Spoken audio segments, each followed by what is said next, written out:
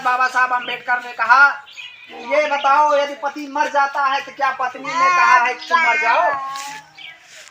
इतना बड़ा जुल्म था। लेकिन आज हमारी माताएं बहनें जो हैं बाबा साहब अम्बेडकर के नाम जाना थी मान लगा तो सुन नहीं, अब तो खूब तेजी से चलता है समझावे वाले तो सुन नहीं जानते हैं बाबा साहब अम्बेडकर के बारे।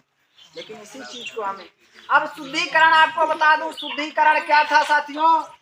शुद्धिकरण था कि जो महिलाओं की शादी हो जाती थी वो अपने पति के यहाँ ना जाकर के ब्राह्मणों के यहाँ 3 लाख शारीरिक सेवा देना पड़ता था। साथियों इतना बड़ा जुल्म अत्याचार था हमारे ऊपर, हमारे शूद्र समाज के, हमारे बहुजन समाज के ऊपर इतना बड़ा जुल्म अत्याचार था। इतना ही नहीं, हमारे समाज की महिलाओं को उनको कपड़ा पहनने का अधिकार नहीं था।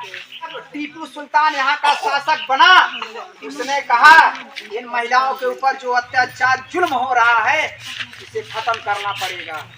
तो टीपू सुल्तान ने इन महिलाओं को कपड़ा पहनने का अधिकार दे दिया।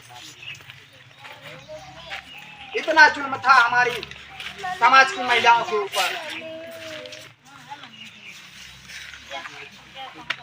और साथियों मैं बता दूं, इतना ही नहीं, बाबा साहब अम्बेडकर ने एक दिन बाबा साहब अम्बेडकर प्रथम गोल मेज कॉन्फ्रेंस सम्मेलन लंदन जाना था 1932 में।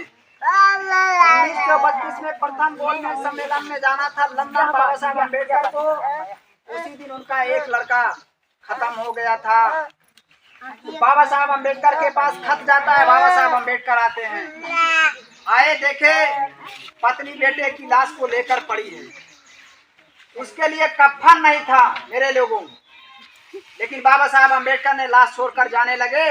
उनका भाई कहा, हे अम्बेडकर तू कैसा बाप है, बेटे की लाश छोड़कर जा रहा है।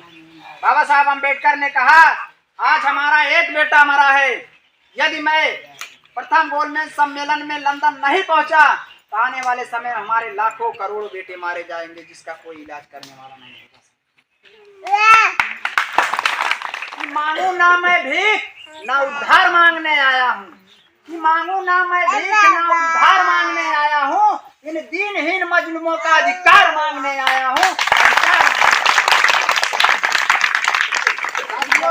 बाबा साहब अम्बेडकर ने उस अधिकार को पा गए और हमें साथियों यही जुल्म, यही अत्याचार, ये ढोंग पाखंड में हम लोग उलझे हैं। इसी से दूर होना है और अपने बच्चों को पढ़ाना है। पढ़ाई में हम लोग एक रोटी कम खाएं लेकिन बच्चों को जरूर पढ़ाएं। यार रामास्वामी नायकर ने कहा उत्तर भारत के अम्बेडकर कहा जाते हैं और उत्तरार्ध कहा जाते हैं भारत के, दक्षिण भारत के अम्बेडकर कहा जाते हैं। लेकिन इनके बारे में कोई कुछ नहीं जानता है। जब तक उदय चमार के बारे में आप सब लोग उदय चमार के बारे में एक बार पढ़ लीजिए, आप सबका खून नहीं खोल जाएंगे तो हम लोग वही गुलामी आप सबसे नहीं करेंगे। और तिलका माझी था आदिवासी का सबसे बड़ा देवता कहा जाता था। बिरसा मुंडा ने कोई पूछे थे बता देना, वो 25 साल का बालक था जो अंग्रेज हुकूमत का ललकारा था। बिरसा मुंडा ने कहा था, अंग्रेज हुकूमत में उसे ललकारा था। बिरसा मुंडा 1875 में जन्म हुआ था और उनका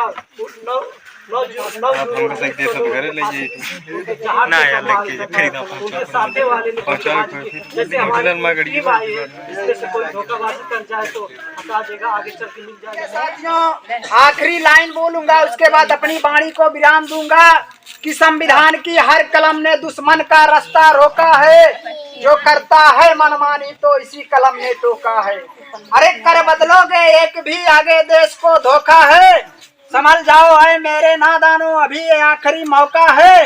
एहसान मानो बाबा भीम का वरना ये देश कब का लुट जाता, अगर ना होता हमारा प्यारा संविधान भारत देश कब का मिट जाता। भारत देश